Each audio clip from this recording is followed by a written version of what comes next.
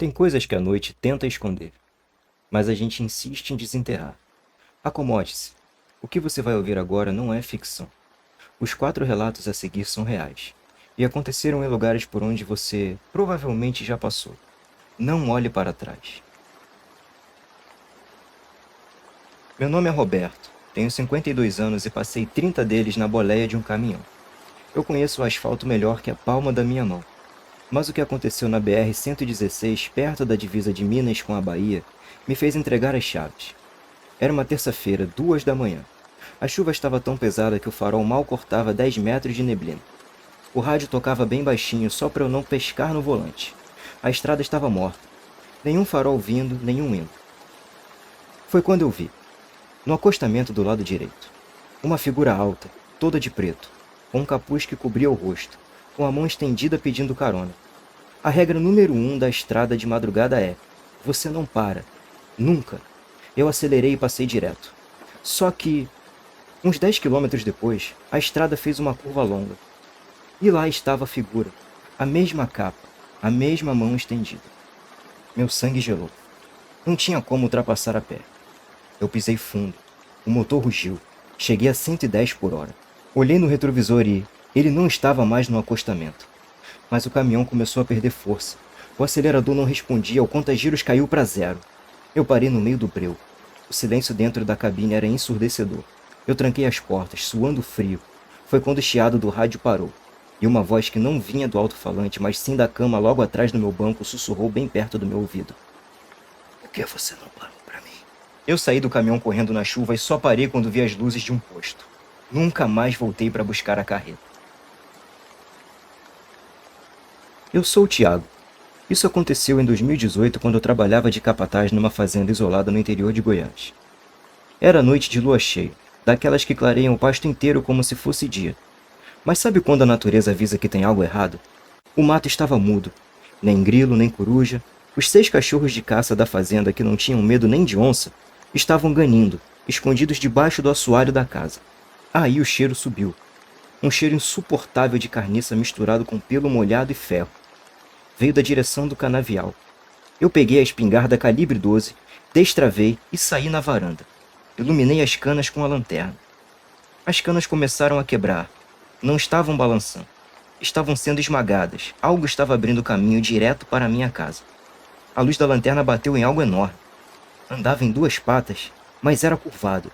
Os ombros eram largos demais para ser um homem, e a pelagem era escura e suja de barro. Eu não atirei. Fiquei paralisado. A coisa não veio para cima de mim. Ela deu a volta na casa. Rápido demais. Segundos depois, ouvi o barulho de garras grossas arranhando a madeira. A criatura subiu no telhado. Eu entrei e tranquei a porta. O som dos passos foi até o cômodo do fundo. E parou. Exatamente em cima do quarto onde meu filho de 4 anos estava dormindo. A madeira do teto começou a estalar, envergando com o peso. Eu passei a noite inteira com a arma apontada para o teto, rezando para ele não ceder. Quando o sol raiou, ela foi embora. Mas as marcas de garra no zinco do telhado estão lá até hoje. Eu me chamo Juca. Fui criado no interior de Pernambuco. Desde moleque meu avô dizia: se ouvir assobio no mato, não responde nem olha para trás. Eu achava que era história para botar medo em criança. Até meus 35 anos. Uma bezerra tinha se perdido na mata fechada no final da tarde. O sol já estava caindo, colorindo o céu de laranja. Eu entrei no mato com um facão. Depois de meia hora de caminhada, o ar esfriou de uma vez. Eu ouvi um assobio longo, fino. Parecia vir de muito longe. Eu, burro, achei que fosse outro vaqueiro procurando bicho. Eu coloquei os dedos na boca e respondi com outro assobio ainda mais forte. Foi meu maior erro. No mesmo segundo que eu terminei, o assobio voltou. Só que agora, não estava longe. Estava vindo de cima das árvores, bem em cima da minha cabeça. E era ensurdecedor. Eu larguei a corda e comecei a correr. Mas a mata não fazia sentido. Eu andava e sempre voltava para a mesma clareira. Eu estava assombrado, como o povo diz. A noite caiu e eu não via um palmo na frente do nariz. Sentei no pé de uma árvore de grande porte, abraçado nos joelhos, tremendo. O assobio parou, mas o alívio durou pouco. Logo depois, Eu ouvi uma voz vindo de trás do tronco da árvore onde eu estava encostado. Era a minha própria voz. A coisa estava imitando os mesmos gritos que eu dei mais cedo chamando a bezerra. Idêntico. Só esperei clarear o dia para sair dali. E nunca mais coloquei o pé naquela parte da terra. Meu nome é Marcos. Eu estava fazendo uma viagem pelo interior do Paraná dessas a trabalho. A correia dentada do meu carro estourou perto das 11 da noite, no meio do nada. A única coisa que tinha luz perto era uma pensão de madeira velha, dessas que caminhoneiro usa para dormir algumas horas. A dona era uma senhora seca, não deu uma palavra. Só me entregou a chave do quarto número 4.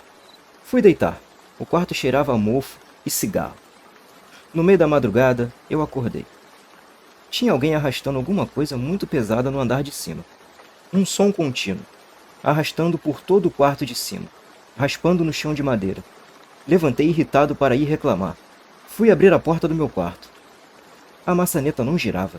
Estava trancada por fora. Eu engoli seco. O barulho de arrastar parou no andar de cima. Em seguida, ouvi passos. Passos lentos, pesados, descendo as escadas. Degrau por degrau. Eles pararam exatamente na frente da minha porta. Fiquei em silêncio absoluto. A maçaneta do meu quarto começou a girar, devagarinho, mas não abriu. Meu coração quase saiu pela boca. Eu cheguei perto da porta, me ajoelhei bem devagar no chão escuro e encostei o rosto na fechadura antiga, daquelas que tem um buraco grande, para ver quem estava no corredor. O corredor estava escuro, mas tinha alguma coisa bloqueando a luz da fechadura do outro lado. Quando eu foquei a visão, eu vi que era um olho amarelo, com a pupila fina, me encarando de volta pelo buraco da fechadura. Ele piscou. Eu recuei para trás no mesmo instante no escuro. Fiquei sentado no canto do quarto até de manhã. Quando o sol bateu, a porta abriu sozinha. Peguei minhas coisas e fui embora. E nunca mais voltei naquela pensão. Olá, meu nome é Aparecida. Eu moro em uma cidadezinha no interior de Minas que parece ter parado no tempo. As ruas são de pedra e o silêncio da noite é tão absoluto que você consegue ouvir o seu próprio coração batendo se ficar parado por muito tempo. Minha avó sempre dizia: Cida, se ouvir o sino da igreja bater fora de hora, apague as luzes e não olhe pela fresta da janela. Eu achava que era superstição de gente antiga. Era uma noite de sexta-feira por volta das 11h30. O vento soprava frio, assobiando nas frestas das telhas. De repente, o som veio. Um sino. Mas não era o sino alegre da missa de domingo. Era um toque arrastado, pesado. O toque de finados. Eu gelei. Naquela hora, não deveria ter ninguém na igreja. Eu deveria ter ido dormir, mas a curiosidade foi maior. Eu me aproximei da janela da sala, que dava direto para a rua principal. Apaguei a luz, como minha avó ensinou, mas deixei uma frestinha na venezinha de madeira. O que eu vi, eu não desejo nem para o meu pior inimigo. Vindo da direção do cemitério, uma fila de pessoas caminhava lentamente. Elas estavam vestidas com túnicas brancas compridas, que escondiam os pés. Cada uma delas carregava uma vela acesa, mas a chama não era amarela. Era azulada. O som que elas faziam não era de conversa. Era um murmúrio baixo, como se centenas de pessoas estivessem rezando um terço em uma língua que eu não conhecia. O cheiro que entrou pela fresta da janela era horrível. Cheiro de terra molhada, de túmulo, de cera velha. Eu vi um vizinho meu, o seu Zé, que tinha falecido há 3 meses, caminhando no meio da fila. Ele estava com a mesma roupa que foi enterrado, mas os olhos dele não tinham pupilas, eram apenas buracos brancos. De repente, a procissão parou exatamente na frente da minha casa. O líder da fila, um vulto alto que carregava uma cruz de ferro pesada, virou o pescoço lentamente em um ângulo impossível. Ele olhou direto para a fresta onde eu estava. Ele estendeu a mão, que era puro osso, e deixou uma vela na minha soleira. Eu me joguei no chão, prendendo a respiração. No dia seguinte, quando o sol nasceu, eu abri a porta. Não tinha ninguém na rua. Mas na minha soleira havia um osso humano, perfeitamente limpo, ainda quente, como se estivesse acabado de sair de uma fogueira. Eu me chamo Caio. Sou veterinário de grandes animais e viajo muito por fazendas isoladas no Mato Grosso. Em 2021, fui chamado para uma emergência em uma fazenda de gado de corte, que ficava a 6 horas da cidade mais próxima, por estrada de terra. O dono estava desesperado. Disse que algo estava atacando o rebanho, mas não era onça e nem lobo. Doutor, os bichos estão sendo abertos vivos, ele me disse pelo rádio. Cheguei lá no final da tarde. O clima na fazenda era de puro pânico. Os peões estavam todos armados, mas ninguém queria sair de casa depois que o sol se pusesse. Eu me instalei em um quarto de hóspedes perto do curral principal. No meio da noite, por volta das 3 da manhã, eu acordei com um som mais aterrorizante que eu já ouvi na minha vida. Não era um mugido comum. Era um som de dor extrema. Peguei minha lanterna potente e saí correndo em direção ao curral. Quando cheguei perto, o cheiro de sangue fresco era tão forte que quase me fez vomitar. Iluminei a área e vi que a cerca de madeira, grossa, estava estraçalhada, como se um trator tivesse passado por cima. Eu vi o vulto. Era enorme, com mais de 2 metros de altura. Tinha o corpo coberto por um pelo ralo e escuro, mas a pele por baixo parecia couro velho e ressecado. A coisa estava agachada, sobre um touro de 800 quilos segurando o bicho pelo pescoço com uma facilidade absurda. Quando a luz da minha lanterna bateu nela, a criatura se virou. O rosto não era humano, nem animal. Tinha uma boca enorme que ia de orelha a orelha, cheia de dentes afiados e desalinhados. Os olhos brilhavam em um vermelho incandescente. Ela soltou um urro que vibrou no meu peito, um som que parecia o metal sendo riscado em pedra. Ela deu um salto impossível, pulando o telhado do curral, e desapareceu na mata fechada.